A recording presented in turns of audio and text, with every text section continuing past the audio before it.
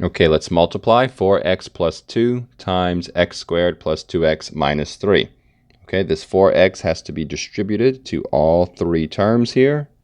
And then we're going to do the same with the 2. Multiply it times all three terms. That's going to give us a total of 6 terms that we're going to have to deal with. Okay, so let's get started. 4x times x squared is going to be 4x to the third power, right? We have an x right here, just 1. Combined with those 2 there, we got 3 altogether in that little multiplication. 4x times 2x is going to be 8x to the second power, right? Have an x there, have an x there. Combined, there are 2 x's being multiplied.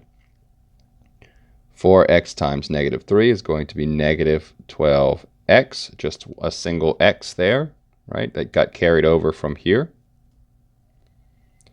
Okay, so that takes care of the 4x. Now let's deal with 2.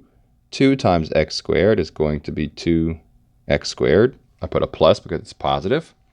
Okay, 2 times 2x is 4x. 2 times negative 3 is negative 6.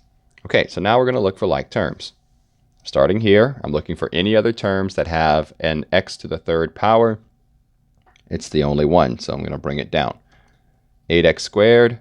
There's also 2x squared, right? So there's 2x squareds.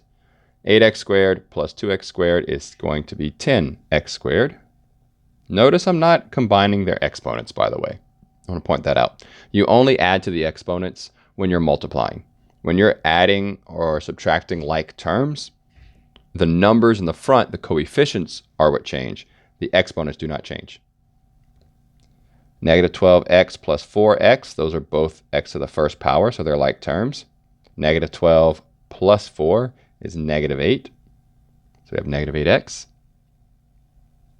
And then finally, we look at negative 6. It's the only constant up there, the only term without a variable.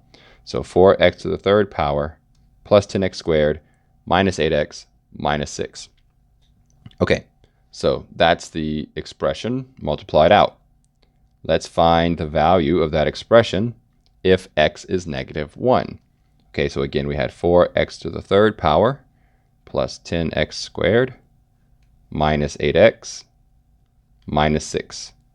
If I go through and substitute in negative 1 for x throughout this entire expression, let's see what we get. Negative 1, negative 1, negative 1. Okay, negative 1 to the third power. Remember what that means.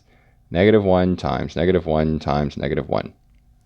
Well, negative times negative is positive, so that's a positive 1 times negative 1. So that answer is going to be a negative 1. Okay, but what about negative 1 squared? Negative 1 times negative 1. 2 negatives make a positive. It's a positive 1. Okay, so I say all that so that way we are set up. Negative 1 to the third power is negative 1. Negative 1 squared is positive 1. Negative 8 times negative 1 is a positive 8. Bring down the minus 6. I need to simplify these two terms. 4 times negative 1 is negative 4. 10 times 1 is 10. Plus 8 minus 6. Now it's just a matter of negative 4 plus 10, which is 6, plus 8, which is 14, minus 6 is going to be back to 8. Okay, so 4x cubed plus 10x squared minus 8x minus 6 equals 8 when x is negative 1.